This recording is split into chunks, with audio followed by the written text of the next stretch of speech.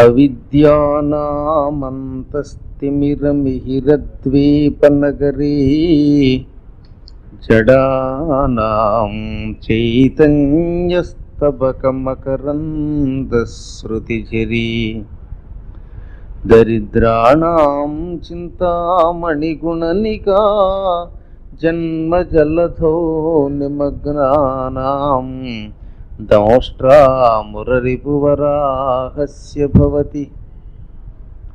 శుక్లాంబరధరం విష్ణుం శశివర్ణం చతుర్భుజం ప్రసన్నవదనం ధ్యాయేత్ సర్వవిఘ్నోపశాంతయే.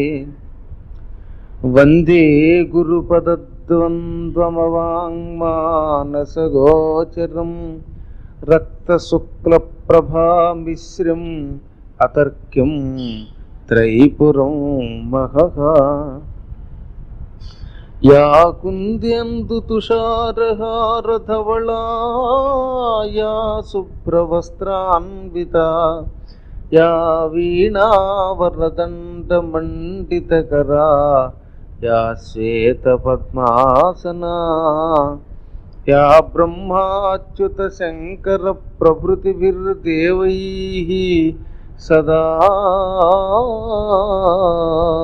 పూజితా. సా మాం పాతు సరస్వతీ భగవతి నిశ్శేషజాడ్యాపకా. నమః శివాభ్యాం నవయౌవనాభ్యాం పరస్పరాశ్రిష్టవపుర్ధరాభ్యాం నగేంద్రకన్యా వృషకేతనాభ్యాం నమో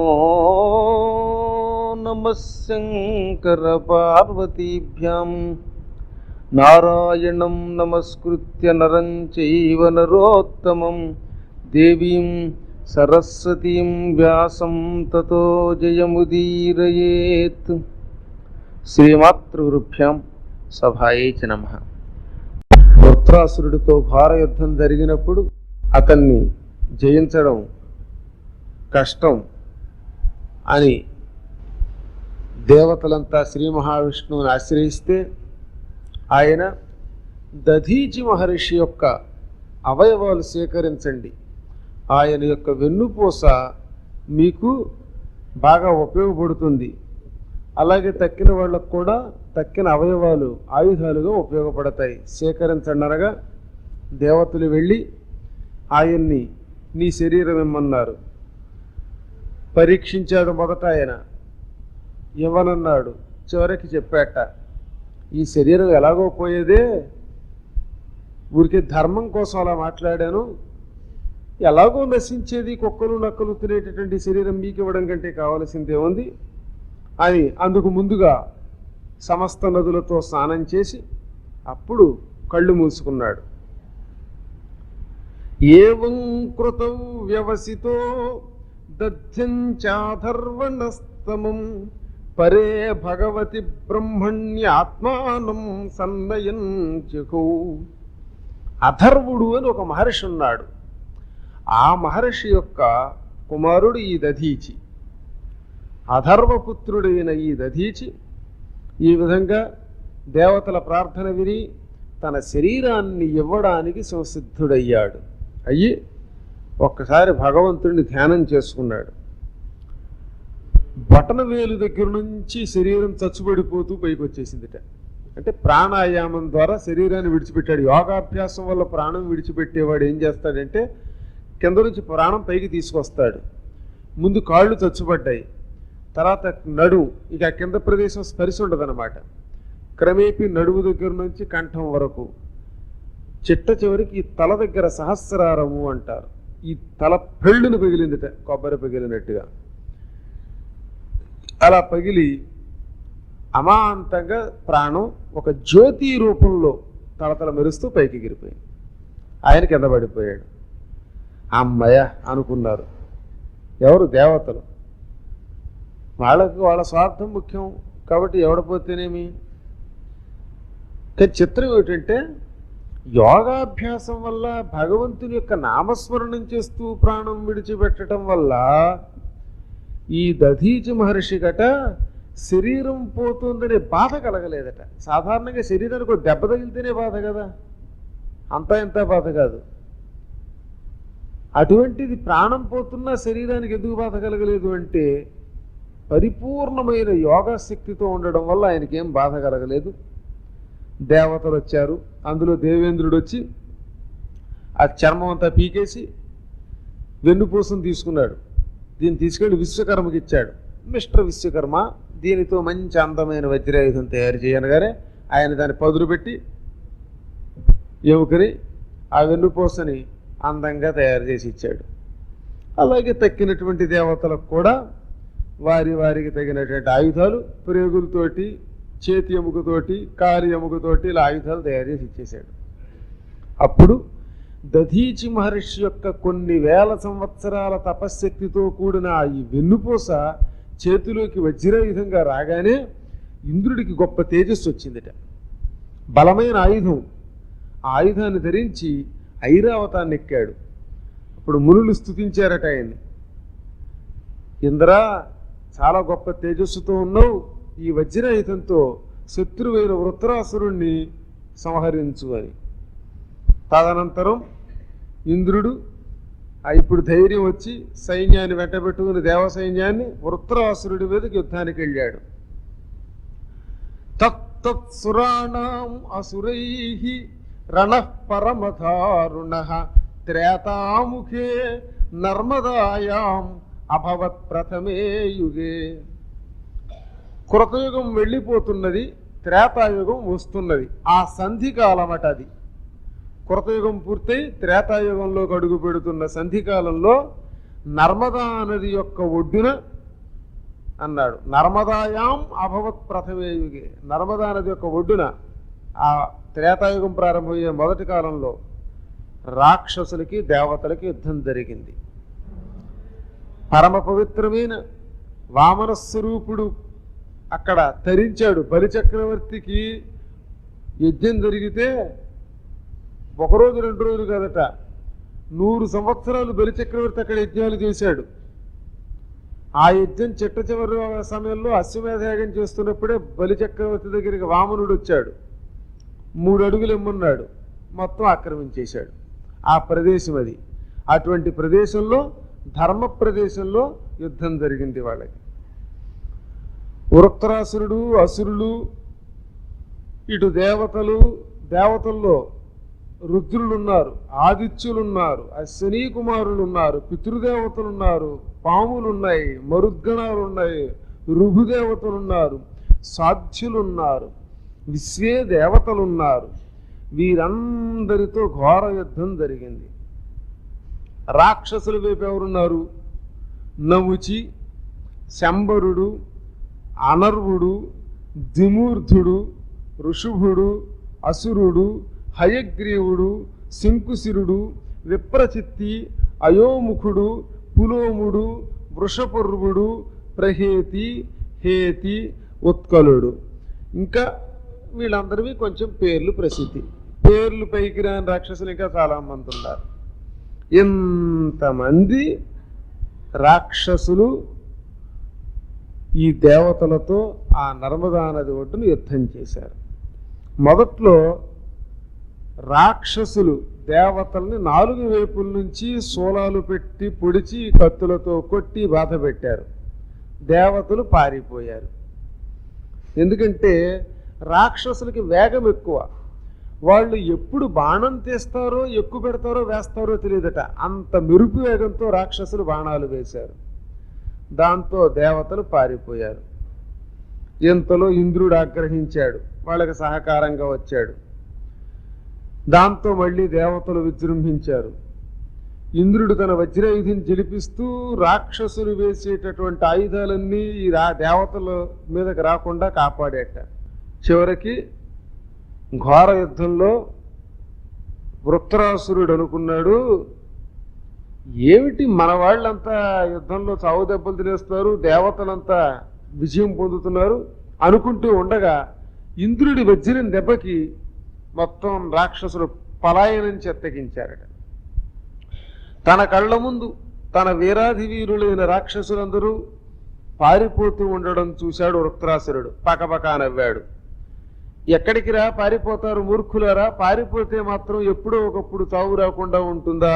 యుద్ధంలో పౌరుషంతో మరణిస్తే వీరమరణం పొందొచ్చు, స్వర్గం పొందొచ్చు. వీర స్వర్గం ధనంగా పోరాడాలి. పిరికితనంతో ఈ దేవతలను చూసి భయపడి పాతాళంలో దాక్కుంటే మాత్రం మరి కొంతకాలం తర్వాత చావు రాదా? వీరుడై శత్రువుని జయించైనా జయించాలి, లేదా యుద్ధంలో చావాలి. ఎంటం తెవులున చచ్చుట కంటెను పాపంబులుండు కల వెన్రుపులకున్ పంట కలను పొలికలనిది కంట నిధానంబు కంట కాదే మన్నకున్. ఇంటిలో ముసలితనంలో రోగాల పాలై మంచం మీద పడి తీసుకొని అనారోగ్యంతో మరణించడం మేలా, యుద్ధములో వీరులై శత్రువులతో పోరాడుతూ చావడం మంచిదా? ఆలోచించండి. ఈ యుద్ధ క్షేత్రంలోకి రావడం అట పంట పొలనులోకి వెళ్ళినట్టు, అంతేకాని ఇంటిలో చచ్చిపోదాం అని కోరకండి. చావురా ఎప్పుడైనా తప్పదు. కాలాన్ని ఎవడు తప్పించుకోగలడు? కాలోపపన్నం రుచిరాం మనస్సిరాం జగాదవాచం పురుష ప్రవీరః. హే విప్రచిత్తే నముచే పులోమన్ మయా నర్వన్ శంబరమే శృణుద్ధం. ఓ విప్రచిత్తి, ఓ నముచి, ఓ పులోముడా, ఓ అనర్వుడా, ఓ శంబరుడా, ఓ మయుడా, మీరంతా నా మాటలు వినండి. బుద్ధిమంతులు ఈ ప్రకారం నడుచుకోవాలి. కాలమును ఎవడు దాటగలడు? ఈ జీవులన్నీ కాలానికి వశమై ఉంటాయి. కాలప్రభావం నా మీద ఉండదండి అంటే అది తెలివి తక్కువ మాట. కాలప్రభావం వల్ల అతి సామాన్యుడు కూడా ఒక్కొక్కప్పుడు గొప్పవాడవుతాడు. ఎంతో గొప్పవాడు కూడా కాలానికి లొంగిపోతాడు. కాలం చిన్న వయస్సు వాణ్ణి కదలడానికి వీలు లేని ముసలివాణ్ణి చేస్తుంది. కాలం ఈ ముసలివాణ్ణి సంహరించి మరొక బాలుణ్ణి చేస్తుంది. కాలం యొక్క ప్రభావం చాలా గొప్పది. చచ్చిపోయినంత మాత్రం చేత మనం బెంగపడవలసిన అవసరం లేదు. చావు లేకుండా బ్రతికి బట్టా కట్టలేము శాశ్వతంగా. జాతస్య మృత్యుర్ధ్రువయేవ సర్వతః ప్రతిక్రియాయస్య నచేహ క్లుప్తా లోకే యశశ్చాత తథో యది హ్యముం కో నామ మృత్యుం నవనీతయుక్తం. ఈ జగత్తులో జీవం పుట్టాడు అంటే, ఒక జీవి పుట్టాడు అంటే వాడు మరణం కూడా పుట్టిందని అర్థం. అబ్బాయి పుట్టాడు అని ఆనందం చెందుతున్నాం, కానీ మనం అబ్బాయితో పాటు వాడికి చావు కూడా పుట్టిందనే విషయం తెలియదట. ఈ ప్రపంచంలో జీవికి ప్రాణం ఉన్న ప్రతిదానికి మృత్యు ఉంది. ఒక్క ప్రాణం ఉన్నదానికే కాదు, ప్రాణం లేకుండా కదలడానికి వీలు లేకుండా ఉండే రాళ్లకు కూడా మృత్యు ఉందిట. కాకపోతే కాస్త ఆయుధం ఎక్కువ ఉండొచ్చు. కొండలు కూడా పిండి అయిపోతాయి. ఇలా ఉన్న స్తంభం ఎల్లకాలం స్తంభంలో ఉంటుందా? కొంతకాలం పోయాక శిథిలమైపోయి రాలిపోతుంది. కింద ఎవడో కూర్చున్నప్పుడు వాడిని ఎత్తి మీద పెడితే వాడికి కూడా ప్రమాదం. ఇన్ని ఇబ్బందులు ఉన్నాయి. కాబట్టి జడమునకు, చైతన్యానికి అన్నిటికీ మృత్యు ఉంది. ఈ ప్రపంచంలో మృత్యువు నుంచి తప్పించుకునే ఉపాయం దేనిని కూడా విధాత చెప్పలేదు. ఇటువంటి స్థితిలో మృత్యువు ద్వారా స్వర్గాది లోకాలు రావాలి తప్ప మృత్యువు లేకుండా స్వర్గాదులు ఎలా వస్తాయి? బుద్ధిమంతుడు యుద్ధంలోకి వెళ్ళనే కూడదు, వెడితే మాత్రం ప్రాణం పోయినా వెనక్కి తిరిగి రాకూడదు. అలాగా మీరు కూడా నా మాట వినండి. భగవంతుని యొక్క నామస్మరణం చేస్తూ చావడం ఎంత గొప్పదో, యుద్ధంలో కూడా వీరోచితంగా తన ప్రభువుకై పోరాడి చావడం కూడా అంతే గొప్పది. మన రాజ్యాన్ని, మనకు సంబంధించిన సద్గురు విశ్వరూపుణ్ణి ఈ ఇంద్రుడు సంహరించాడు. అటువంటి వాడితో యుద్ధం చెయ్యాల్సిన బాధ్యత మనది అని ఈ విధంగా ఎంతో చెప్పాట. ఎంత చెప్పినా వెంటల్లా ప్రాణభయం ఉంది చూశారు, అది ఓ పట్టాన వెన్నెవదు, పారిపోతున్నారు. పక్కున్నవాడు వృత్రాసురుడు తన సైనికులకు ధైర్యం తెప్పించడం కోసం ఒక్కసారి వ్యనదత్సు మహాప్రాణ ఏనలోక విచేతస పెద్ద పెట్టున సింహనాదం చేశాడు, హుంకరించాడు. అంత అరిచేసరికి మొత్తం దేవతల గణాలన్నీ మూర్ఛిలు నేల మీద పడిపోయాట. దేవతల్ని ఒక్క అరుపుతో పడగొట్టేశాడు ఆయన. ఒక్కొక్కప్పుడు పాపం మన వాళ్ళు నిద్రపోతూ ఉంటారనుకోండి, మన సుబ్బారావు గారు ఒక్కసారి హరహర మహాదేవ అన్నారనుకోండి, ఉలిక్కి పడి నిద్ర లేస్తారు. కాస్త హార్ట్ పేషెంట్ ఉంటే ఇబ్బందిగా ఉంటుంది, అది వేరే విషయం. అయితే స్వామి పాపం ఈయన భక్తికి పురుడు కనుక భగవన్నామం చేయిస్తున్నాడు. అక్కడ ఉత్తరాసురుడు అలా కాదు, అవతల శత్రువులు చంపాలి గనక ఓ హుంకారం చేశాడు. దెబ్బతో డామ్మని పడిపోయారట దేవతలంతా. అంటే ఒక్క శబ్దమునకు మూర్ఛల్లో చేసే శక్తి ఉన్నది, శబ్దానికి ఆనందం కలిగించే శక్తి ఉన్నది. శబ్దం ఏదైనా చేస్తుంది. అసలు శబ్దానికి కదిలించే శక్తి ఉంది, కవిత్వానికి కదిలించే శక్తి ఉంది. ఇక్కడి నుంచి పారిపోయేలా చేసే శక్తి దానికే ఉంది, దేనికి లేదు. పాపం ఆ దేవతలు తొక్కుంటూ వెళ్ళిపోయాడు. అప్పుడు ఇంద్రుడు చూశాట, ఓ మహాగదని విసిరాడు. శ్రమ లేకుండా వృత్రాసురుడు ఆ ఇంద్రుడు విసిరిన గదని ఎడం చేత్తో పట్టేసుకున్నట్ట, ఇలా విరగ్గొట్టాట, నోట్లో వేసుకున్నట్ట. చేగోడి కరకర కరకర ఆడితే ఎలా ఉంటుందో అలా ఉంది వాడి నోట్లో పడితే. వాడికి గదలు చేగోడీలు, సోలాలు త్రిశూలాలు దంతికలు, ఇలా తేలిగ్గా ముళ్ళగదలు ఉంటే ముళ్ళగదలు కూడా నోట్లో జిలేబీలు వెళ్ళి వేస్తున్నట్టు. వాడికి లెక్కలేదు, వాడి పళ్ళు అంత గొప్పవి. అదో అదృష్టం. కొంతమందికి జీడిపొక్క నోట్లో గట్టిగా బఠానీలు తినలేరు, పళ్ళు దిక్కుమాల పళ్ళు, ఆయన పళ్ళు గట్టివి. ఈ యుద్ధం జరుగుతూ ఉన్నది. అప్పుడు వృత్రాసురుడు ఒక భయంకరమైన గదాదండాన్ని తీసుకుని ఐరావతం యొక్క ముఖం మీద కొట్టాడు. ఐరావతో వృత్ర గదాభిమృష్ట విఘూర్ణితో దృక్కులిశాహతోయత అపాసరద్భిన్న ముఖ సహేంద్రో ముంచన్న సప్తధనుర్భృశార్త. ఆయన కొట్టిన గదాదండానికి ఆ ముఖం పగిలి ఐరావతం రక్తం కక్కుకొని 7 ధనుస్సుల వేళ వెనక్కి వెళ్ళి డామని నేల మీద కొప్పుకూలిపోయిందిట, నేల మీద పడిపోయింది. ఐరావతం మూర్చిపోవడం చూచాడు ఇంద్రుడు, దుఃఖించాడు, కింద పడిపోయాడు. ఒళ్ళు దులుపుకుని లేచేలోపు ఈ వృత్రాసురుడు వాడిని బాధేయచ్చుగా. ధర్మాత్ముడు, ఇంద్ర ఆయుధం లేదు, ఆ వాహనమా పడిపోయింది, నువ్వు కింద పడిపోయి నడిపీకి లేవలేకపోతున్నావు, ఈ సమయంలో నిన్ను చంపను నేను, నీవెప్పుడు తేరుకుంటావో తేరుకో, అప్పుడే యుద్ధం చేస్తానన్నట్టు. వాడు ధర్మాత్ముడే. మరి ఇంద్రుడు అరగంట తర్వాత అతి కష్టం మీద లేచి తెప్పరిల్లాడు. ఏనుగు మించి పడిపోయాడు, మాటలు కాదుగా. పైగా ఏనుగు కింద పడ్డాట. ఇదో ప్రమాదం. ఆయన వాహనం కింద పడింది, ఆ వాహనం పడేటప్పుడు ఈయన పడిపోయాడు, ఈయన మీద ఏనుగు పడింది. దాంతో చాలా కష్టమైంది పాపం. అతి కష్టం మీద ఆ చెయ్యి గీయి లాక్కుని నిలబడ్డాడు. ఇంతలో ఇంద్రుడి దగ్గరికి అమృత భాండం వచ్చింది. ఆ అమృత భాండం కాస్త తాగి ఆ ఏరుకు కొంచెం పోసాక టిక్కులు లేచింది అనమాట. అమృతం వల్ల ఐరావతం మళ్ళీ బాగుపడింది. తదనంతరం వృత్రుడు తేరుకొని మళ్ళీ తనతో యుద్ధం చేయడానికి సంసిద్ధుడై ఉన్నటువంటి ఆ ఇంద్రుణ్ణి చూచి ఇలా అన్నట్టు అతనితో ఏమన్నాడు వృత్రాసురుడు ఇంద్రుడితో, దిష్ట్యా భవాన్ మే సమవస్థితో రిపుః యో బ్రహ్మ గురుః భ్రాతృః చ దిష్ట్యాన్ రుణోద్యాహమసత్తమత్వయా మత్సోల నిర్భిన్న దృశధృదాచిరాత్. ఆ వృత్రాసురుడిలా అన్నాడు, ఓరి నువ్వు బ్రహ్మహత్య చేసావు, సొంత గురువుని చంపావు, నా సోదరుణ్ణి చంపావు. నీకేమో బ్రహ్మహత్య, నీకేమో గురుహత్య. నా దృష్టితో చూస్తే నా సోదరుడిని చంపావు కనుక అది భ్రాతృహత్య. ఈ 3 పాపాలు చేసిన నువ్వు నా ఎదురుగుండా నిలబడ్డావు. ఎంత అదృష్టం పాపాత్ముడా!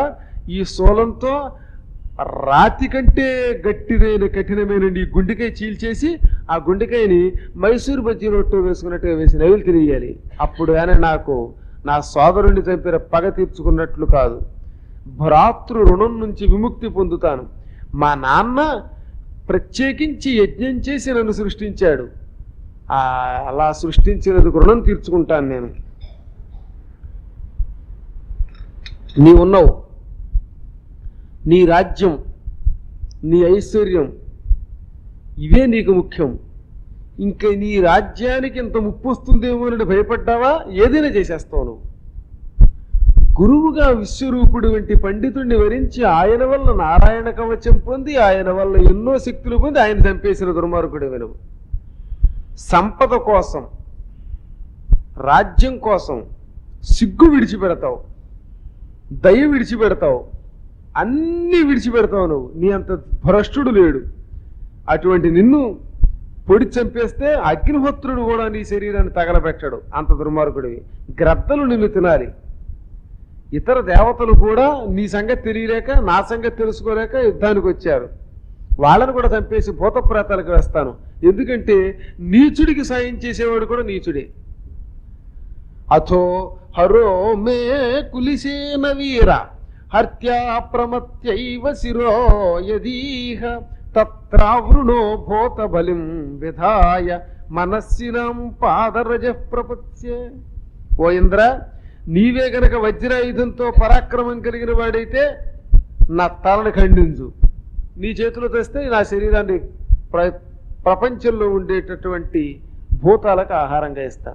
వీరుడు అయితే నువ్వు నన్ను చంపు, లేదా నేను నిన్ను చంపుతాను అని అనగా ఇంద్రుడు పకపక నవ్వేట. ఈ వజ్రంతో నీ తల బద్దలు కొడతానన్నాడు.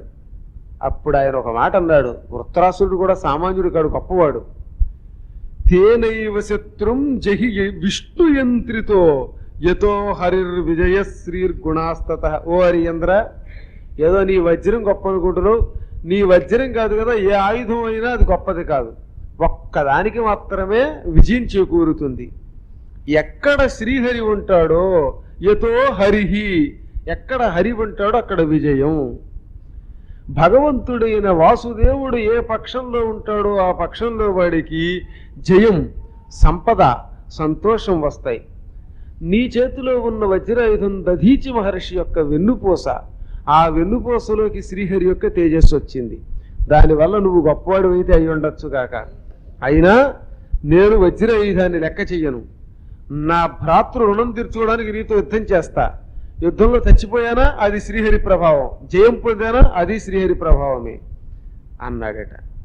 శ్రీహరి పైగా మనస్సులో ఆనందం పొందుతూ ఇలా అనుకుంటున్నాడు, నేను నీ పాదాలు ఆశ్రయించినాను. అహం హరే తవ పాదైకమూలదాసానుదాసో భవితాస్మి భూయః మనస్మరేతాసు పతేర్గుణాంస్తే గృణీత వాక్కర్మ కరోతు కాయః. ఓ శ్రీహరి, నేను నీ పాదములు ఆశ్రయించిన వాళ్ళు ఎవరైతే ఉన్నారో వాళ్ళకి దాసుని, అంటే నీ దాసులకి దాసుని, దాసానుదాసుని. ఎవరు నీ భక్తులో, ఎవరు నీ సేవకులో వాళ్ళకి నేను సేవకుణ్ణి. నా మనస్సు, నా ప్రాణం అన్నీ నా ప్రాణపతి అయిన నిన్నే ధ్యానించుగాక. శరీరం ఎప్పుడు నీ కార్యం చేయుగాక, నీకు సంబంధించిన పనులే చెయ్యాలి. నేను అనిమ అష్టసిద్ధులు కోరను, సంపదలు కోరను, ఏకఛత్రాధిపత్యం కోరను, నీ భక్తిని కోరుతాను. రెక్కలు నాని పక్షులు ఏం చేస్తాయట, గూట్లో కూర్చుని ఎప్పుడు మా అమ్మ వస్తుందా అని చూస్తాయట. ఎందుకనంటే తల్లి పెట్టొచ్చి సాయంకాలం వేళ ఆహారం తెచ్చి ఈ రెక్కలు రాని చిన్న పెట్టల యొక్క ముక్కులు తెరిచి ఆ ముక్కుల్లో ఆహారం వేస్తుంది. అలాగే రెక్కలు రాని పిట్ట వంటి నేను తల్లి వంటి నీ పాదాలు ఆశ్రయిస్తున్నాను అని ఒక్కసారి మనస్సులో భగవంతుడైన వాసుదేవుడు కూడా తలుచుకున్నాడు. ఉన్న ఒకటి ఊడిన ఒకటి, తండ్రి సృష్టించాడు కనుక ఆ కార్యక్రమం చేయాలి అంతే. ఆయన నిర్వికారుడు అంటారు ఇలాంటి వాళ్ళని. ఆ తర్వాత ఇద్దరికి యుద్ధం జరిగింది. మహాశూలాన్ని దాన్ని తీశాడు వృత్రాసురుడు. హతోసి పాపేతి రుషా జగాద, ఓరి పాపి ఇంద్ర చచ్చావు అని ఆ శూలం తీసి విసిరాడు. చూచాడు ఇంద్రుడు. అతి భయంకరంగా తన గుండెలు చీల్చడానికి వస్తున్న వృత్రాసురుడి శూలాన్ని చూచి వజ్రంతో పెళ్ళను మధ్యలో కొట్టాడు. అది రెండుగా విరిగిపోయింది. దాంతోపాటు వజ్రాయుధంతో అతని కుడి చేయి నరికేశాట. వృత్రాసురుడి యొక్క కుడి చేతిని నరికి అవతల పారేశాడు. ఒక కొండలాగా ఆ చెయ్యి నేల మీద పడింది. నేల మీద వాడి చెయ్యి పడగానే ఆ చేతి కింద పడి కొన్ని వేల మంది రాక్షసులు దేవతలు కూడా పచ్చడైపోయారట. అంత పెద్ద చెయ్యది.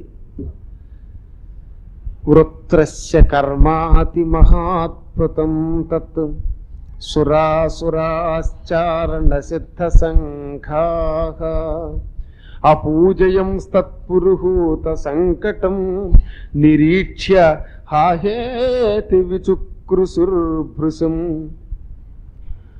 వృత్రాసురుడి యొక్క చెయ్యి ఎప్పుడైతే విరిగిపోయిందో వాడొక విచిత్రమైన పని చేశాడు. సాధారణంగా చెయ్యి విరిగితే భయపడి పారిపోవాలి, కానీ పారిపోలేదట. ఎగిరి వచ్చి ఎడం చేత్తోటి ఇంద్రుడి వీపు మీద ఒక దెబ్బ కొట్టాట. ఆ దెబ్బకి ఇంద్రుడు కంగారు పడి తూలాడు. అతని వజ్రాయుధం నేల మీద పడిపోయింది. ఇంద్రుడి చేతిలో వజ్రాయుధం నేల మీద పడగొట్టేశాడు. అది చూచి వృత్రాసురుడు ఈ విధంగా చెయ్యి తెగినప్పటికీ ఎడం చేత్తో ఇంద్రుడి యొక్క వజ్రం నేల మీద కూలగొట్టగానే దేవతలు, చారణులు, సిద్ధులు అందరూ ఆశ్చర్యపోయి ప్రశంసించారట. వారి ఎంత పరాక్రమవంతుడు రా అన్నారట. కానీ దేవేంద్రుడు ఏమైపోతాడో అని హాహాకారం చేశారు. శత్రువు కారణంగా తన చేతిలోని వజ్రాయుధం నేల మీద పలిపోవడం చూచాడు ఇంద్రుడు. సిగ్గుపడ్డాడు. ఛీ, ఇదే నా బలం, నా చేతిలో ఆయుధం జారి నేల మీద పడిందా అనుకుని ఇంకా ఆయుధం తీసుకోకుండా అలా ఉండిపోయాట సిగ్గుతో. అప్పుడు వృత్రాసురుడు అన్నాడు, ఇంద్ర తీసుకో వజ్రాయుధం, నీ శత్రువుని సంహరించు. ఇది దుఃఖపడ్డానికి సమయం కాదు. ఒక్కొక్కప్పుడు ఎవరికైనా ఏదైనా కష్టం వస్తుంది, సిగ్గుపడకుండా మళ్ళీ కింద పడింది తీసుకోవాలి. కింద పడింది తీసుకోకూడదు అనుకుంటే ఎలా కుదురుతుంది? శ్రీ మహావిష్ణువు యొక్క కౌమోదకి గదని హిరణ్యక్షుడు నీళ్లలో పడేలా కొట్టాడు. ఆయనేమో సిగ్గుపడలా. అది భగవంతుడి యొక్క క్రీడ. నువ్వు సామాన్యుడు అజ్ఞానివి గనక సిగ్గుపడుతున్నావు అన్నట్ట. నిజమే, మన జేబులోంచి 100 నోటు కింద పడింది అనుకోండి, సిగ్గుపడితే అంతే సంగతి. కాబట్టి అబ్బే 100 అయితే సిగ్గుపడకపోనేమో ఇంద్రుడు, ఆయుధం కదా సిగ్గుపడ్డాడు బాబు. అందుకని ఈయన బోధించాడు. యుత్సతాం కుత్రచిదాతతాయినాం జయస్సదైకత్ర నవై పరాత్మనాం వినైకముత్పత్తి లయస్థితీశ్వరం సర్వజ్ఞమాద్యం పురుషం సనాతనం. ఓ ఇంద్రుడా, ఉత్పత్తి అంటే పుట్టుక. సరే, ఈ పుట్టినటువంటివి సక్రమంగా పెరగడానికి స్థితి అంటారు. ఇవి నాశనమైతే లయ. ఈ విధంగా సృష్టి, స్థితి, లయము మూడు చేసేవాడు సర్వజ్ఞుడు, ఆది మధ్య అంతములు లేనివాడు. ఆయన భగవంతుడు వాసుదేవుడు ఒక్కడే స్వతంత్రుడు. ఆయనకు ఒక్కడికే స్వతంత్రత ఉన్నది. తక్కిన ఈ జీవులందరూ స్వతంత్రులు కారు, పరతంత్రులు. ఇతరుల మీద ఆధారపడి ఉన్నారు. ఇతరులు ఏదైనా ఉపకారం చేస్తే సంతోషిస్తారు, వాళ్ళు తమని పొగిడితే ఉబ్బిపోతారు, ఇంత తెగిడితే దుఃఖం చెందుతారు. ఇది అజ్ఞాని స్థితి. అగస్త్య మహర్షి ఒకళ్ళు పొగిడితే సంతోషించడం, ఒకళ్ళు తెగడితే దుఃఖించడం అనేది చేసేవాడు కాదట. అంత గొప్పవాడే. నిజమే, ఒకడు వచ్చి అద్భుతంగా ఉందండి మీ పురాణం అంటాడు, దానికి ఉబ్బిపోకూడదు. అబ్బే వాడు పాడు చేశారంటే ఉపన్యాసం అన్నాడు కూడా ఎవడో వచ్చి, దానికి కుంగిపోకూడదు. ఇది స్థిత ప్రజ్ఞ యొక్క లక్షణం. అందరికీ అంతే. జీవితంలో ఒక్కొక్కప్పుడు పొగడ్తలు, ఒక్కొక్కప్పుడు తెగడ్తలు వస్తాయి. అయినా దేనికి పొంగిపోవడం, అయ్య బాబు ఎందుకు పనికిరానని కుంగిపోవటం అజ్ఞాని యొక్క లక్షణం. అసలు పట్టించుకోకుండా ధైర్యంతో ఉండేవాడు ఎవడైతే ఉంటాడో వాడు జ్ఞాని. దేనికి భయపడకూడదట. అలా నువ్వు కూడా ఉండు. ఒక్కొక్కప్పుడు విజయం, ఒక్కొక్కప్పుడు పరాజయం కలుగుతాయి. అన్ని విషయాల్లోనూ విజయమే కలిగితే ఈ మనిషి పట్టుకోగలమా? కొన్ని విషయాల్లో మనం విజయం పొందుతాం, కొన్ని చోట అపజయం పొందుతాం.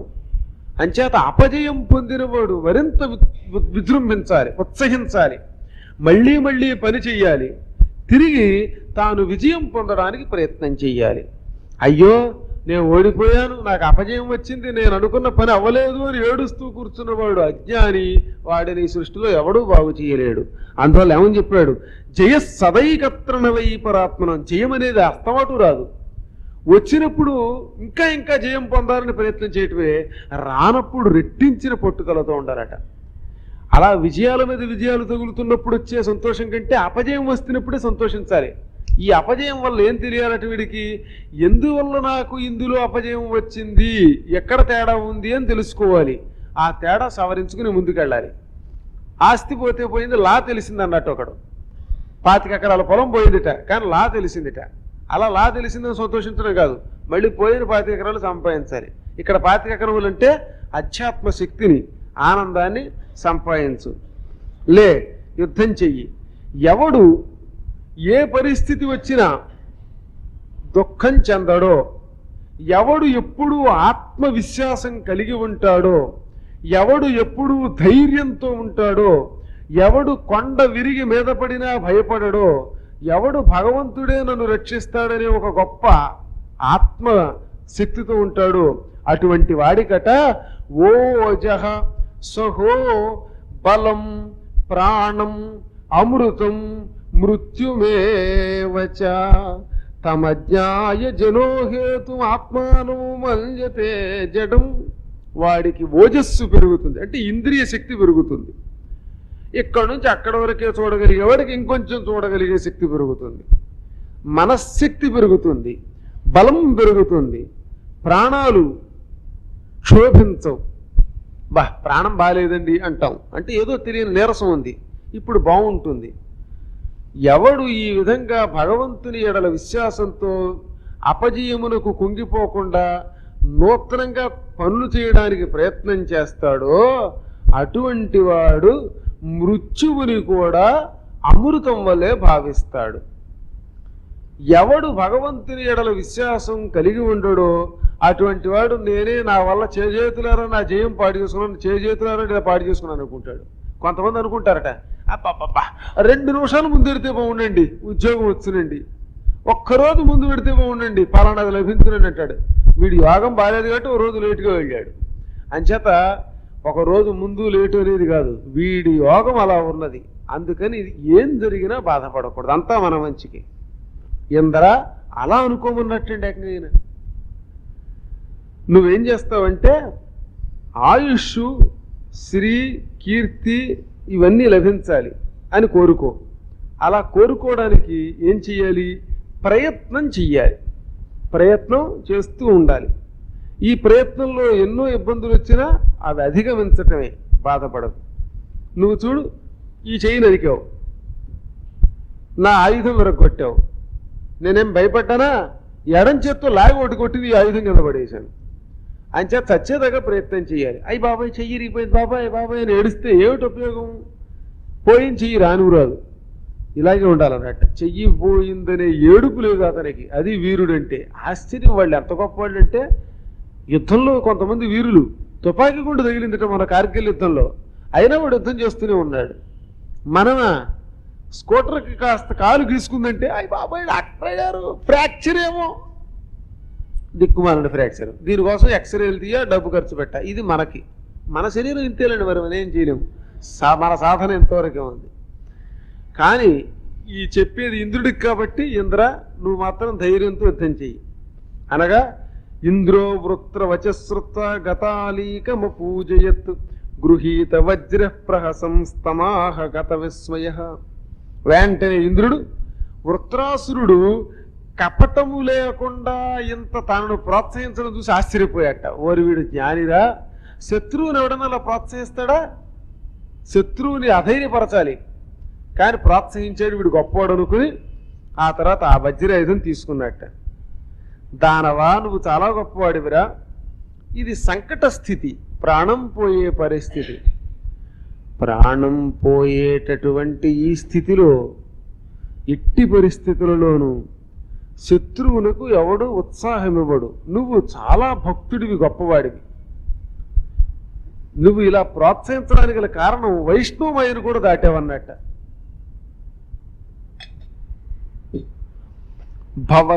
భవాన్ అతార్షీన్ మాయాం వై వైష్ణవీం జనమోహినీం యద్విహాయాసురం భావం మహాపురుషతాం గతః. ఆహా, ఎటువంటి జనులనైనా బుట్టలో వేసుకునే ఒక మాయ ఉన్నది. ఆ మాయకి వైష్ణవ మాయ అని పేరు. ఓ వృత్రాసుర, నువ్వు ఈ వైష్ణవ మాయను జయించావు, జ్ఞానాన్ని పొందావు, నీకు వాసుదేవుడి మీద భక్తి ఉన్నది. అయినా విచిత్రం ఏమిటంటే యుద్ధానికి ఎందుకు వస్తున్నావు అన్నట్ట. అయినా పూర్వజన్మలో నీకు నాకు ఏదో విరోధం ఉన్నది, నీవు నేను ఇద్దరం వాసుదేవుని భక్తులమే, అయినా యుద్ధం చేస్తున్నాం, ఇదో విచిత్రం అనుకున్నాడు. మళ్ళీ యుద్ధం ప్రారంభమయ్యింది. వృత్రాసురుడు ఎడమ చేత్తో ఇనుముతో తయారు చేసిన ఒక పరిఘ, ముళ్ళతో ఉన్న గది అన్నమాట, అది పెట్టి ఇంద్రుడి మీదకి విసిరాడు. ఇంద్రుడు ఆ ఆయుధం విరగొట్టి ఎడమ చేయి కూడా నరికి కింద పారేశాడు. ఈ విధంగా రెక్కలు దిగిన పర్వతంలో ఉన్నాడు అప్పుడు వృత్రాసురుడు. అయినా అతడు ఏం భయపడలేదట. మహాప్రాణో మహావీర్యో మహాసర్పయవద్విపం కృత్వాధరాం హనుం భోమౌ దైత్యే దివ్యోత్తరాం హనుం. అమాంతంగా ఈ నోరు కిందకి ఇలా పెట్టాడు, ఈ కింద దవడ, పై దవడ పైకి పెంచాడు, అంటే నోరు విపరీతంగా తెరిచాడు. తెరిచి అలా వెళ్ళి హుమ్మని ఇంద్రుని మింగేశాట. ఇంద్రుని గడుక్కుని మింగేశాడు. వాడు చేతులు దిగిన వాడు వెళ్ళి అమాంతంగా వృత్రాసురుని మింగాడు. వాడి నోరు అంత పెద్దది, వజ్రాయుధంతో కలిపి మింగేశాట. పైగా హాహాకారాలు చేశారు దేవతలు. అమ్మో ఇంద్రుడు వెళ్ళిపోయాడన్నారు ఋషులు. ఇంకా తక్కిన వాళ్ళందరూ ఎంత కష్టం వచ్చింది అంత కష్టం వచ్చింది, పాపం ఇంద్రుడు కడుపులోకి వెళ్ళిపోయాడు, డైజైపోతాడేమో, ఒరే నాయన రాక్షస, నువ్వు పొరపాటు కూడా డైజిన్ ట్యాబ్లెట్లు వాడకరా బాబు, ఇప్పుడు వాడు కడుపులో ఏమైపోతాడో అన్నారు వీళ్ళంతా కూడా. కానీ ఇంద్రుడు కడుపులోకి వెళ్ళి కూడా చచ్చిపోలేదట, అరిగిపోలేదట. ఎందుకు అరగలేదు అంటే ఆయన దగ్గర ఒక ఆయుధం ఉందని ముందే చెప్పాంగా. అదేమిటి? మహాపురుష సన్నద్ధో యోగమాయా బలేనజ నిగీర్ణోప్యసురేంద్రేణ నమమారోదరంగత. నారాయణ కవచాన్ని పొందాడు వాడు విశ్వరూపుడి దగ్గర. వీడు మింగుతూ ఉన్నంతసేపు ఆ కవచం చేసుకున్నట్ట. కడుపులోకి వెళ్ళి చక్కగాను ఇలా నేను కుర్చీలో కూర్చున్నట్టే లోపల కడుపులో కూర్చున్నట్ట, పీఠం వేసుకుని మఠం వేసుకుని నారాయణ కవచం చెప్పించుకుంటున్నట్ట. ఆ కవచం వల్ల హాయిగా ఉన్నట్టు లోపల కడుపులో ఉండే వేడి కానీ ఇంకేం కానీ తక్కిన పదార్థాలు కానీ వాడిని జీర్ణం చేయలేదట. లోపల జీర్ణం చేసే కొన్ని రకాలైన యాసిడ్స్ ఉంటాయి, అవేమీ వీడిని ఏం చేయలేదట. ఆ ఉదరంలో అలాగే హాయిగా ఉన్నట్ట. పైపెచ్చు ఉదరం నుంచి ఎలా బయటపడదాము అనుకుంటూ ఉండగా దేవతలు పరుగు పరుగున బ్రహ్మదేవుడి దగ్గరికి వెళ్ళారు. బ్రహ్మదేవ కడుపులోకి వెళ్ళిపోయాడు పాపం మా ఇంద్రుడు, కొంచెం కాపాడవా అన్నారు. బ్రహ్మదేవుడు గాలిపడి పాపం మింగేశాడా అని ఒక చిన్న దేవతను సృష్టించాడు. ఆ దేవతని ఢామ్మని భూలోకానికి పంపాడు. ఆ దేవతే జృంభణము, అంటే ఆవులింత. మనందరం మాట్లాడితే పురాణం ఎగురుతున్నాయి. ఈ ఆవులింత అప్పుడు పుట్టిందిట వాడి కోసం. ఈ ఆవులింతను సృష్టించి విడిచిపెట్టాడు. అది వచ్చి వృత్రాసురుడిని పట్టుకుంది. వాడు హా అన్నాడు. అసలే వాడు కొండంత నోరు. వెంటనే ఇంద్రుడు టైం కోసం చూస్తున్నాడు, వచ్చిన జుర్రును బయటకు వచ్చేసాట. టైం దొరికితే వచ్చేస్తాడు ఆయన. బయటకు వచ్చేసి రాగానే ఆ తలకాయ నరకడం మొదలెట్టాటండి. ఏమండి వాడి తల నరకడానికి 1 సంవత్సర కాలం పట్టింది రేఖగానే వీడి దొంపదేగా మరి. ఆ తర్వాత దక్షిణాయన పుణ్యకాలంలో మొదలు పెట్టేట, దక్షిణాయనం ప్రారంభమవుతుండగా మొదలెట్టాట, ఉత్తరాయణం ఎండింగ్ లో మళ్ళీ దక్షిణాయనం వచ్చే ముందు తల దిగింది అన్నాడు. సరిగ్గా 10 సంవత్సర కాలం. అప్పుడు యో జ్యోతిషామయతే వార్త్రహంతే, దక్షిణాయన పుణ్యకాలం కర్కాటక సంక్రమణం ప్రారంభ దినన్నాడు మొదలు పెట్టిన తలకై ఉత్తరాయణ పుణ్యకాలం ఎండింగ్ రోజున తెగి నేల మీద పడింది.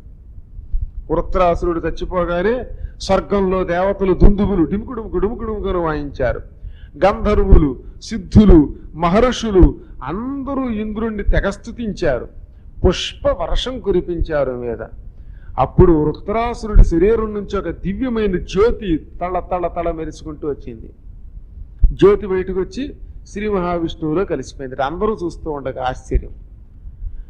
ఒక అమ్మాయి బయటికి వెళ్ళిన తర్వాత, ఏమంటే అస్తమాడు జ్యోతి జ్యోతి అంటారండి, నా పేరండి అంది. అమ్మ నీ పేరు కాదు తల్లి, అందులో జ్యోతి అంటే కాంతి అని అర్థం అని. ఇందులో ఎవరన్నా జ్యోతి ఉంటే నా జోలికి రాకండి ఇందులో చెప్పాడు. ఇదో పెద్ద గొడవగా ఉంది ఈ మధ్యని. అంచేత జ్యోతి వెళ్ళి విష్ణువులో కలిసిపోయిందంట, నేను బతికి ఉంటానని ఆవిడ బాధ. అది అంతకంటే ఏం లేదు మరొకటి. నేను బతికుండగా నేను వెళ్ళి విష్ణువులో కలిసిపోయాను అంటారు ఏంటండి. జ్యోతి అనగా అందులో ఉండే ఒక కాంతి అనమాట. ఈ జీవాత్మ ఒక కాంతి రూపంలో వెళ్ళి విష్ణువు కలిసిపోయింది. అప్పుడు దేవతలు ఆశ్చర్యపోయారు. చిత్రం ఏమిటంటే దేవతలందరూ ఆనందం చెందారు, ఋషులు ఆనందం చెందారు, ఇంద్రుడు మాత్రం ఏడుస్తూ వెళ్ళాట. ఎందుకు ఏడుస్తూ వెళ్ళాడు అంటే, అసలు యుద్ధానికి ముందే ఇంద్రుడికి ఒక భయం పట్టుకుంది. దేవతలతోటి ఋషులతోటి అన్నట్ట, వృత్రాసురుడు నా మీద యుద్ధానికి వస్తున్నాడు, అసలు ఈ వృత్రుడు ఎందుకు వచ్చాడు? విశ్వరూపిణి చంపడం వల్ల త్వష్ట ప్రజాపతికి కోపం వచ్చి నన్ను చంపడం కోసం వీడు సృష్టించాడు. ఆ త్వష్ట ప్రజాపతిని చంపినప్పుడే నాకు బ్రహ్మహత్యా పాపం, గురుహత్యా పాపం పట్టుకుంది. ఆ పాపాన్ని 4 భాగాలు చేసి స్త్రీలకు ఇచ్చాను, భూమికి ఇచ్చాను, వృక్షాలకు ఇచ్చాను, నీళ్లకు ఇచ్చాను. అవన్నీ దయతో స్వీకరించాయి. ఇప్పుడు మళ్ళీ వృత్రాసురుడిని సృష్టించాడు ఆయన. వీడు మరీ బ్రహ్మహత్యా పాపం చుట్టుకుంటుంది వీడు చంపితే. మళ్ళీ ఈ పాపం నుంచి నేను ఎలా విముక్తి పొందుతాను? వాడు వాసుదేవ భక్తుడు, నిరపరాధి, నే చేసిన పాపానికి శిక్షించడానికి వస్తున్నవాడు అన్నట్ట. అప్పుడు దేవతలు, నీ ఋషులు అన్నారట, నీ చేత అశ్వమేధయాగం చేయిస్తాం, నీకేం పర్వాలేదు, నీ పాపం పోతుంది, చంపే అన్నారట. సరే, ఆ మాట పుచ్చుకుని ఇంద్రుడు వృత్రాసురుడు చంపేశాడు. వాళ్ళంతా ఎవరి దారిన వాళ్ళు పోయారు. చివరికి బ్రహ్మహత్యా పాపం అని చంపగానే ఒక నల్లని రూపం ధరించిందిట. ఇంద్రుడు ఇంటికి వెళ్ళగానే రెడీగా ఇంట్లో కూర్చున్నది. దా దా అని పట్టుకుంది టక్కున వెళ్ళి. దాంతో ఇంద్రుడి యొక్క శరీర కాంతి నశించిపోయింది, నల్లగా అయిపోయాడు. అంత పూర్వం ఎర్రగా బంగారంలాగా తళతళా మెరిసిపోయేవాడు కాస్త సింగరేణి బొగ్గుగానే అయిపోయాడు బాబు. తయేంద్రస్మాసహత్తాపం నిర్వృతిర్నామమావిశత్ హ్రీమంతం వాచ్యతాం ప్రాప్తం సుఖయంత్యపి నో గుణాగా.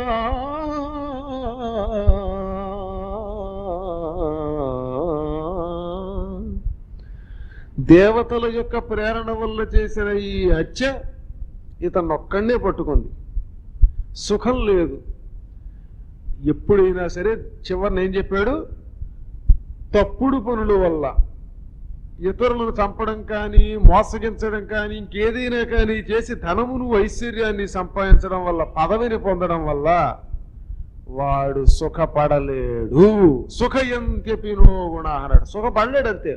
మోసం చేసి వాడు బాబోయ్ అని అనుక్షణం ఏడుస్తూ ఉంటే, ఈ ఘోషవాణ్ణి బట్టి పీడిస్తుంటే ఏం సుఖపడతాడు వాడు? తాత్కాలికంగా ఐశ్వర్యంలో మునిగి ఉండొచ్చు కాక, కానీ సిగ్గు లేకుండా ఉండవచ్చు కాక, అయినప్పటికీ కూడా అటువంటి వాడు దుఃఖం పొంది తీరుతాడు. అందుకే కొన్ని అమ్మేటప్పుడు, కొనేటప్పుడు ఇటువంటిప్పుడు మనం చాలా జాగ్రత్తలు తీసుకోవాలి. పక్కవాడిని బాగా మోసగించేసి అంటగట్టేశాం, ఈ గ్లాసు 10 రూపాయలు కూడా చేయదనుకుందాం, దీన్ని చాలా గొప్పది అని ఎంతో పొగిడి అంటగట్టేస్తే కొనుక్కున్నాక వాడు దీన్ని తలుచుకుని అనుక్షణం ఏడుస్తున్నాడు. ఆ ఏడ్చినప్పుడల్లా ఈ అమ్మిన వాడు మోసం చేసిన అమ్మిన పాపం అనుభవిస్తూనే ఉంటాడు. ఎప్పుడో ఒకప్పుడు, ఇవాళ కాకపోతే రేపైనా సరే. రూపాయి బిల్డింగ్ని పట్టుకొచ్చి నీకు 25 రూపాయలకి అమ్మాడు అనుకోండి, తెలియ కొనేసాం అనుకోండి, కొన్న తర్వాత రోజు ఆ ఇంట్లో అవోయని తలకాయ మొత్తుకుని ఏడ్చాడు అనుకోండి, ఈ పాపం వాడిని పట్టుకు పీడించేస్తుంది, కుటుంబాన్ని ధ్వంసం చేస్తుంది. అందుకనే ఘోష చాలా ప్రమాదం అన్నారు. అందువల్ల ఎట్టి పరిస్థితులలోనూ సాధ్యమైనంత వరకు పరులను మోసగించి ఐశ్వర్యం సంపాదించడం హీనం. కలియుగంలో అలాంటి వాళ్ళు ఎక్కువ ఉంటారు.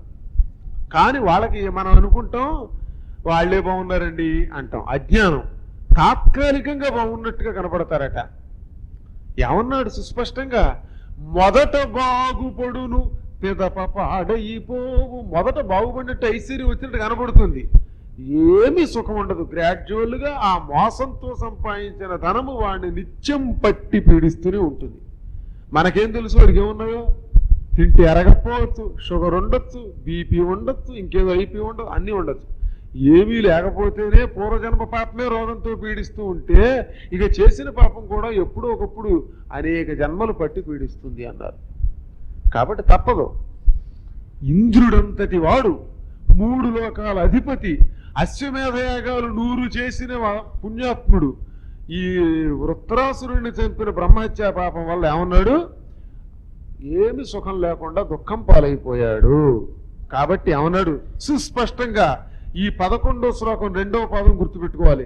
హ్రీమంతం వాడు సిగ్గు లేకపోతే లేకపోవచ్చు కాక సంపాదించినందుకు మోసగించి, కానీ వాచ్యతాం ప్రాప్త్యం సుఖమంత్యపినో గుణా, మోసగించి పరుల దగ్గర నుంచి సంపాదించిన ధనము, అన్యాయం చేసి సంపాదించిన ధనము ఎట్టి పరిస్థితులలో సుఖపెట్టదు, సుఖపెట్టదు, సుఖపెట్టదు, ఏడిపించి తీరుతుంది. ఈయన్ని చెప్పాడు. ఈ బ్రహ్మహత్యా పాపం ఎలా ఉందిట పట్టుకున్నది అంటే, అనుధావంతీం చండాలీమివ రూపిణీం జరయ వేపమానాంగీం యక్షగ్రస్తామసృక్పటాం వికీర్య ఫలితాన్ కేశాం తిష్టతిష్ఠేతి భాషిణీం మీనగంధ్యనుసుగంధేన కుర్వంతీం మార్గదూషణం. ఆ బ్రహ్మహత్యా పాపం ఎలా ఉంది? చండాల స్త్రీ రూపంలో ఉంది, నల్లని బొగ్గు ఆకారంతో ఉంది, ముసలితనంతో వణికిపోతున్న అవయవాలు, జుట్టుతో ఉంది, విరబోసుకున్న తెల్ల జుట్టు, క్షయరోగంతో కూడినట్టుగా కనపడుతోంది. ఒళ్ళు మీద కట్టుకున్న బట్టలు రక్త వర్ణం ఎర్ర రంగులో ఉన్నాయి. నిలువు అంది, అమాంతంగా వచ్చి వాడిని కౌగిలించుకుంది. ఆ బ్రహ్మహత్య అనేటటువంటిది స్త్రీ రూపంలో ఇతని పట్టుకునేటప్పుడు దాని దగ్గర నుంచి ఏం వాసన వస్తుందిట, కుళ్ళబెట్టిన చేపల కంపు వస్తుందిట. ఇటువంటి అతి భయంకర దుర్గంధంతో నా బ్రహ్మహత్య తన్ని పట్టుకుంటూ ఉంటే చూచాడు ఇంద్రుడు. బాబోయ్ బాబోయ్ అని నభోగత ఆకాశంలోకి పరిగెత్తాట. ప్లీజ్ సేవ్ మీ అని, రక్షించండి రక్షించండి అని. ఆకాశంలో కూడా వెంటబడుతూనే ఉంది. ఇది పట్టేసుకుంటానండి. Running race, PT Usha Ashwini నా చెప్ప, పిటి ఉష అశ్విని నా చెప్ప. ముందు ఈయన పరిగెడుతున్నాడు, వెనకాతల ఆవిడ వచ్చేసి పట్టేసుకోబోతాను. అలా పట్టేసుకోబోతుంటే అక్కడి నుంచి ఏం చేసేట, బాబాయ్ బాబాయ్ అని కేరమంటూ, తర్వాత సర్వాదిశ అన్ని దిక్కులకి పరిగెత్తాటండి. ఎక్కడికి వెళ్ళి ఎవరు రక్షిస్తారు? ఎవడన్నాను నేను సేకరిస్తా బ్రహ్మహత్యని, నువ్వు సుఖంగా ఉండు అనేవాడు ఒక్కడు లేడు. చంపు అంటారట. తర్వాత రక్షించేవాడు ఎవడు ఉండడు. పాపం చేసినప్పుడు చేయడానికి ప్రోత్సహిస్తారు, తర్వాత ఎవడు పట్టించుకుంటాడు? ఎవడు పట్టించుకోలేదు. చివరికి వెతికి ఈశాన్యం దిక్కులోకి వచ్చేశాడు. భూలోక ప్రకారం అయితే ఉత్తర పూర్వ కోణం మానస సరోవరం ఉంది, అక్కడికి వచ్చేసాట. ప్రవిష్టో నృప మానస సరోవరానికి వచ్చేసాడు.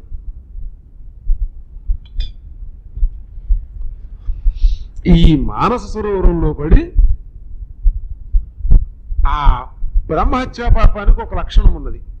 ఎట్టి పరిస్థితుల్లోనూ నదులలో దాక్కున్న వాడిని పట్టుకోదట. గంగానదిలోకి వెళ్ళి మునిగి ఉన్నాం అనుకోండి, మనం బయటకు వచ్చేదాకా పట్టుకోదు. కానీ ఎంతసేపు అందులో ఉంటాడు, ఒళ్ళంతా నాని చచ్చిపోవడం లేనిపోను గొడవ, చచ్చాకైనా పట్టుకుంటుంది. మరి ఇంద్రుడికి పాప బెంగలేదట. ఇంద్రుడు చాలా కొన్ని అదృష్టం, దేవతలకి చాలా సుఖాలు ఉన్నాయి. ఒక గంట నేలలో పట్టింది, తనకు స్నానం చేస్తే ఆ ఇంద్రుడికి ఏంటో మరి ఏ జన్మలో పూజ చేస్తున్నాడు ఉండదు. అసలు మానస సరోవరంలో ఒక తామర పువ్వు ఉంది. ఆ తామర పువ్వులోంచి వెళ్ళి కాడలో దాక్కున్నట్ట. ఒడ్డు మీద కూర్చుంది ఆ బ్రహ్మహత్య పాపం ఏడుస్తూ, రా రా పట్టుకుంటానంటుందట పాపం. ఇలా ఏడుస్తూ రా రా పట్టుకుంటానంటే నేరానని లోపల కూర్చున్నాడు ఈయన. ఇలాగా ఎంతకాలం ఉన్నట్ట, ఒకరోజు రెండా, వర్షాణి సాహస్రం అలక్షితోంత, 1000 సంవత్సరాల కాలం ఆ కాడలో దాక్కున్నట్ట. చేసిన పాపానికి 1000 years నీళ్లల్లో తామర పువ్వు కాడలో దాక్కున్నాడు. అప్పుడు ఈ 1000 ఏళ్ళు కూడా యజ్ఞాల్లో భాగం లేదు, తిండి లేదుగా, మలమల మాడిపోయి పక్క చిక్కిపోయాడు. అసలు ఇంద్రుడు అంటే ఎవరు గుర్తుపట్టరు,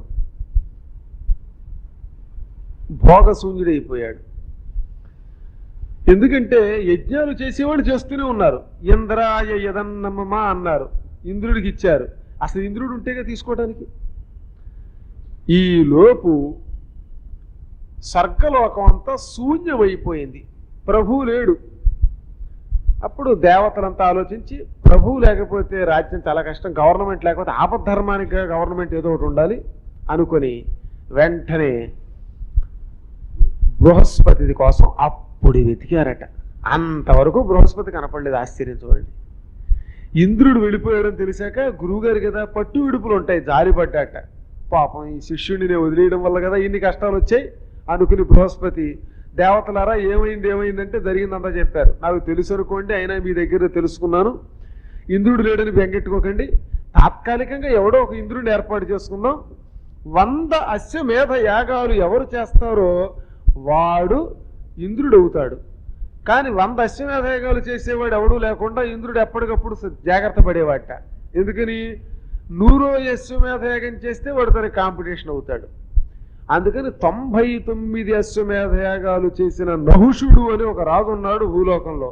ఆయన పట్టుకురండి అన్నారు. ఆయన్ని తీసుకొచ్చి శుభ్రంగా మహారాజును చేసేశారు.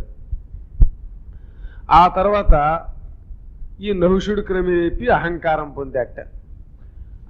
ఎప్పుడైనా ఇదేం దిక్కుమాలను కూడా, కానీ పదవిలోకి రావడంతో కొంతమందికి అహంకారం వస్తుంది. ఈ నహుషుడికి అహంకారం పెరిగింది. ఒక రోజున వాడి కర్మ కాలింది. అలా ఇంద్రుడి భార్య శచీదేవి పెడుతూ ఉంటే చూశాట.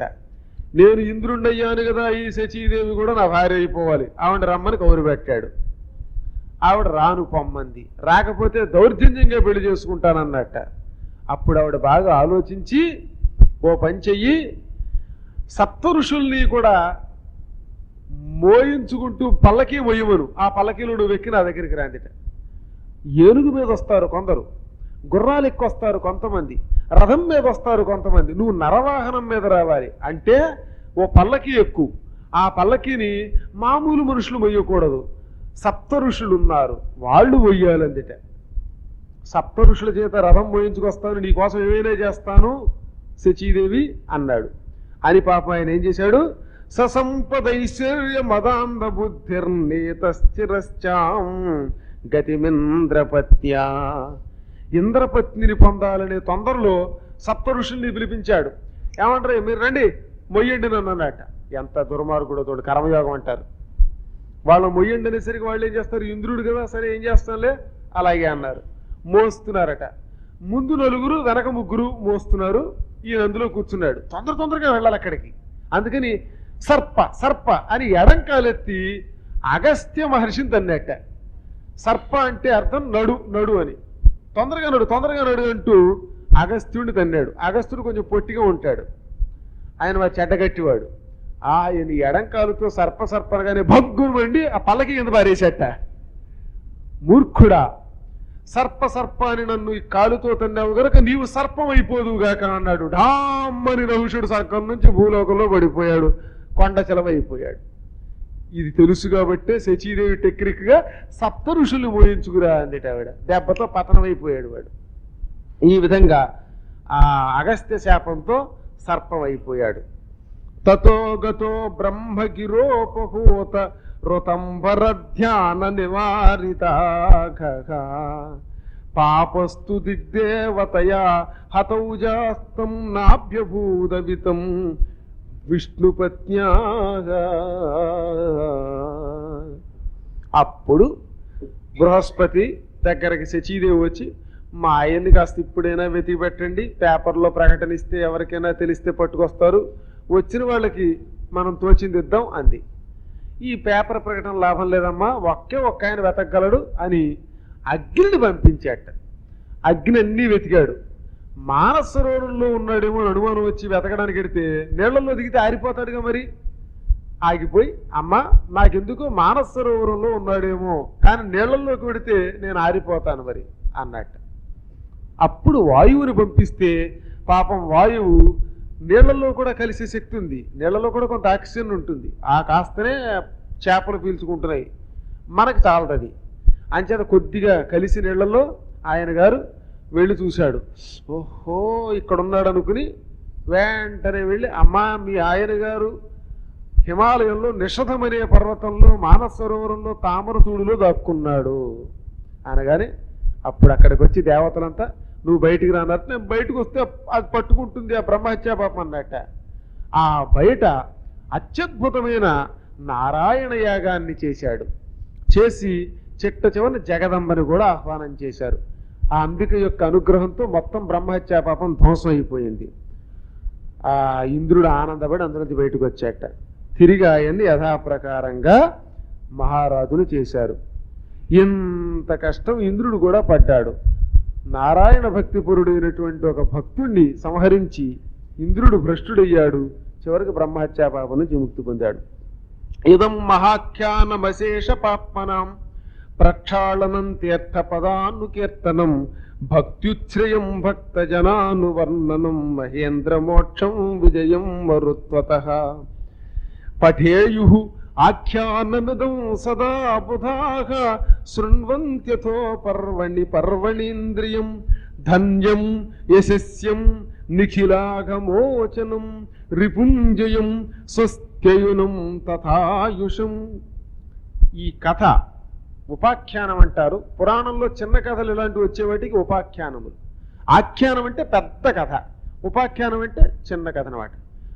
ఆఖ్యానం అంటే డీటెయిల్డ్, ఈ ఉపాఖ్యానం అంటే నాన్ డీటెయిల్డ్ అనమాట. ఇదే ఈ ఉపాఖ్యానం ఉన్నది చూశారు. ఇది చాలా గొప్పదట. ఎంత గొప్పది అంటే ఇది దేవేంద్రుడికి కూడా బ్రహ్మహత్యా పాపం నుంచి ముక్తి చేసింది. కాబట్టి తెలుసో తెలియక ఎంతో పూర్వం మన జనులు చీమల్ని తొక్కేసి బొద్దింకల్ని చంపేసి ఏగల్ని చంపేలాంటి చేసి ఈ పాపం చేయకపోతే కుదరదు. పూజా మందిరం అంతా బొద్దింకలు పట్టుకున్నాయండి, ఏం చేయనంటాం. ఇల్లంతా చీమలు వచ్చి కుట్టేస్తున్నాయి, ప్రాణం తీసేస్తే చీమల ముందు గమాక్సిన్ చల్లుతాం. ఇలా తెల్లారులేస్తే కొన్ని పాపాలు చేయాలి, అవన్నీ తొలగిపోతాయి. అలాగని ఈ రోజు నుంచి ఇంటికి వెళ్ళి ఎక్కడెక్కడున్నాయో చీమలు చెప్పేటి బాధేసి ఇది విందామని కాదు, చేసిన పాపాలు పోతాయి. కావాలని మాత్రం పాపం చేయకూడదు. ఇంక ఇది ఏం చేస్తుందట, ఇంద్రియ పటుత్వం శక్తిస్తుంది, కాస్త చర్మరోగాలు తగ్గిస్తుంది, కళ్ళకి శక్తిస్తుంది, నోటికి శక్తిస్తుంది, చెవులకి వినపడదు. కొంతమందికి ఆ ఆ అంటారు, అస్తమాట ఎన్నిసార్లు అడిగినా. అలా వినికిడి లేని వాళ్ళకి కొంచెం వినికిడి పెంచుతుంది. ఇంకా సమస్త పాపాలు తొలగిస్తుంది, ధనాన్ని పెంచుతుంది. ఇదొకటి చాలా ఇబ్బంది కదా మరి, అంచేత ఐశ్వర్యం పెరుగుతుంది, యశోవృద్ధి, యశస్సు కీర్తి పెరుగుతుంది, ఆయువు వృద్ధి అవుతుంది. పాపం ₹1,00,00,000 వస్తాయి కదా అని ఎల్ఐసి చేయించి చచ్చిపోదామని మీరు అనుకున్నా భ్రమపడినా మీరు తావరు. ఇది వింటే మీకు 100కి 100 ఆయుర్దాయం పెరుగుతుంది అనమాట. సర్వ విధముగా ఆయుర్దాయాన్ని పెంచుతుంది. పాపక్షయం, శత్రుజయం. శత్రువులు ఎంత వద్దనుకున్నా ఉంటారు కదా, బయట కొంతమంది, ఇంట్లో కొంతమంది శత్రువులు ఉంటారు. వీళ్ళంతా కూడా నశించిపోతారు. నశించిపోతారు వాళ్ళతో చచ్చిపోతారని కాదు, వాళ్ళతో శత్రుత్వం ఉండకుండా పోతుంది మనకి. ఆయుర్వృద్ధి, శ్రేయస్సు పెరుగుతుంది. ముఖ్యంగా ఎవడైనా తెలివితేటలు తక్కువగా ఉన్నప్పుడు ఈ ఆఖ్యానాన్ని పర్వదినములలో వినాలి. పర్వదినములు అంటే సంక్రాంతి, గ్రహణము, ప్రత్యేకమైన సంక్రమణాలు, కర్కాటక సంక్రమణం, మకర సంక్రమణం, ఇలాంటి సంక్రమణాలప్పుడు వింటే చాలా మంచిది. ఈ విధంగా ఈ కథ వినిపించగానే మైత్రేయుడికి అనుమానం వచ్చింది. ఓ పరాశర మహర్షి, వృత్రాసురుడు యజ్ఞగుండంలో తండ్రి వల్ల సృష్టించబడిన ఒక రాక్షసుడు. రాక్షసుడికి విష్ణు భక్తి ఎలా వచ్చింది? చచ్చేటప్పుడు కూడా దృఢభక్తితో నారాయణ అన్నాడు. పైపెచ్చు ఇంద్రుడికి జ్ఞానోపదేశం చేయగలిగాడు. పాపాత్ములకి ఇది రాదు కదా, అందులో రాక్షసులకి అసలు రాదు కదా. ఈ జీవుల్లో చాలా మంది ఉన్నారు. ఎక్కువ మంది రజోభి సమసంఖ్యాతాః పార్థివైరి వైరిహజంతవ. ఎక్కువ మంది వైరం పూనుతారు, రజోగుణంతో ఉంటారు. వీళ్ళల్లో పరులను మిత్రులుగా భావించేవాళ్ళు చాలా తక్కువ మంది ఉంటారట. తన పక్క వాళ్ళందరినీ మిత్రులుగా సమానంగా చూసుకునే వాళ్ళు ఎవరు ఉండరు. కొంతమంది ధర్మాత్ములు ధర్మాన్ని అనుష్ఠిస్తారు, కొంతమంది తమ ధర్మం మాని పక్క ధర్మాలు కడతారు, కొంతమంది సమస్త ప్రాణులలోనూ తన బంధువులను చూచి గౌరవిస్తారు, కొంతమంది ప్రతి ప్రాణిని విరోధిగా చూస్తారు. ఎక్కువ మంది మాత్రం రజోగుణం వల్ల తమో గుణం వల్ల ఇతరులను తక్కువగా నీచంగా విరోధులుగా చూసేవాళ్ళు ఉంటారు. ఇంతమందిలో 100కి 1 ఒక్కడు మాత్రమే తత్వజ్ఞానం కలిగి ఉంటాడు. అందున నారాయణ భక్తి పరాయణుడు ఉన్నాడే, అటువంటి వాడు దుర్లభం. రాక్షసులకి ఇది అసలు కష్టం. వృత్రస్తు సకథం పాపః సర్వలోకోపతాపనః ఇత్థం దృఢమతి కృష్ణ ఆసీత్ సంగ్రామవల్బణే. ప్రశాంతమైన నారాయణ భక్తి లభించడం ఉందే చాలా కష్టం. భయంకరమైన యుద్ధరంగంలో నిలిచి ఉన్నవాడు, సర్వలోకాల్ని మింగగలిగేంత శక్తి కలిగిన వాడు అయిన వృత్రాసురుడికి కృష్ణ భక్తి ఎలా కలిగింది? దృఢభక్తి. చేతులు తెగిపోతే బాబోయని గోల పెట్టవలసిన వాడు ఆయుధం తీసుకో, యుద్ధం చేయి, విజృంభించు, బాధపడకు అని బోధ చేస్తాడా? పైపెచ్చు మింగేసిన వాడు బయటికి విడిచిపెడతాడా? ఇది కుదరదే. ఆఖరికి ఇంద్రుడికి కూడా ఆశ్చర్యం కలిగింది. రాక్షస, నువ్వు చాలా గొప్పవాడు అన్నాడు. ఇంద్రుడిని కూడా మెప్పించగలిగేంత దైవభక్తి వృత్రాసురుడికి ఎలా వచ్చింది? ఈ విషయంలో నాకు చాలా సందేహం ఉన్నది, దానికి తెలుసుకోవాలి. ఎందుకంటే అనేక జన్మల సంస్కారం లేకపోతే ఏ వ్యక్తికి భక్తి అనేది కుదరదట. లేకపోతే లోకంలో ఎంతమంది ఉన్నారు, ఇందులో ఎంతమంది మాత్రం వినడానికి వస్తున్నారంటే వీళ్ళకి ఎంతో సుకృతం ఉంది పూర్వజన్మలో తెలియకుండానే, లేకపోతే ఆకర్షింపబడరట. హాయిగా సీరియల్స్ చూసుకునే సమయంలో వయస్సులో కూడా ఇది వినడానికి వస్తున్నారు అంటే అనేక జన్మ సంచిత పుణ్యఫలం ఇదం అన్నాడు. ఒక్కసారి గుళ్ళోకి అడుగు పెట్టాలంటేనే ఎన్నో జన్మల్లో పుణ్యఫలం ఉండాలి. ఇక భగవంతుని కథ వినాలి అంటే తప్పనిసరిగా 1,000,000 జన్మల సంస్కారం ఎప్పుడూ వచ్చి పడింది వాడికి. పైపిచ్చు పెద్దలంటే వినయం, గౌరవం, భక్తి, శ్రద్ధ, ఈ నియమం ఇదంతా కూడా సామాన్యమైన విషయం కాదు. మనకు మామూలుగా అనిపిస్తుంది ఏదో వచ్చేస్తున్నాం పోతున్నామని. మీకు తెలియదు, మీకు ఎన్నో జన్మల సంస్కారం ఉంటే కానీ ఇక్కడ రాలేరు. ఆ మాట నే కాదు. మైత్రేయుడు అన్నాడు. మైత్రేయుడు అంటే నిరంతరం విష్ణువుతో మాట్లాడగలిగేంత గొప్పవాడు. కాబట్టి భగవంతుని కథ వినాలన్నా, దర్శనం చేయాలన్నా, నామస్మరణ చేయాలన్నా, ఇటువంటి వాటి మీద అభిరుచి కలగాలన్నా వాడికి చాలా సంస్కారం కావాలి. ఒక రాక్షసుడు ఎటువంటి సంస్కారం పొందాడు? నాకు ఇది విచిత్రంగా ఉంది చెప్పమనగానే అది విన్నాడు. చాలా గొప్పగా అడిగావయ్యా. నిజమే, ఇది అంత తేలిగ్గా భగవంతుడి యొక్క భక్తి లభించదు. పైపెత్తు తచ్చే స్థితిలో, బాధ కలిగే స్థితిలో శత్రువుని చంపు, యుద్ధం చేయి అని ప్రోత్సహించడం అనేది అసలు జరగదు. ఆ విషయం నీకు చెబుతున్నా విను.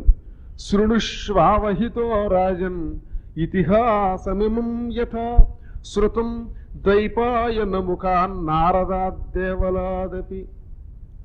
ఓ మహాత్మా మైత్రేయ మహర్షి, పూర్వం కృష్ణద్వైపాయనుడు నారదుడి వల్ల విన్నాడు. నారదుడు దేవల మహర్షి వల్ల విన్నాడు. ఆ విధంగా వాళ్ళు విన్నటువంటి ఈ ఘట్టాన్ని నేను నీకు వివరిస్తున్నాను. వరుసగా దేవలుడు, నారదుడు, కృష్ణద్వైపాయనుడు ఇంతమంది తెలుసుకున్న ఈ ఘట్టాన్ని నీకు వివరిస్తున్నాను. ఉన్నదున్నట్టుగా చెబుతున్నాను, ఏమీ మాట్లాడకుండా చెబుతున్నా విను అని ఆ వృత్రాసురుడి యొక్క పూర్వజన్మ రహస్యాన్ని ఇలా వివరిస్తున్నాడు. అది ఏమిటో రేపటి రోజు కార్యక్రమంలో యథాప్రకారంగా 6:30 చెప్పుకుందాం. స్వస్తి ప్రజాభ్య పరిపాలయంతాం న్యాయ్యేన మార్గేణ మహీం మహీషాః గోబ్రాహ్మణేభ్యः శుభమస్తు నిత్యం. లోకాః సమస్తాః సుఖినో భవంతు.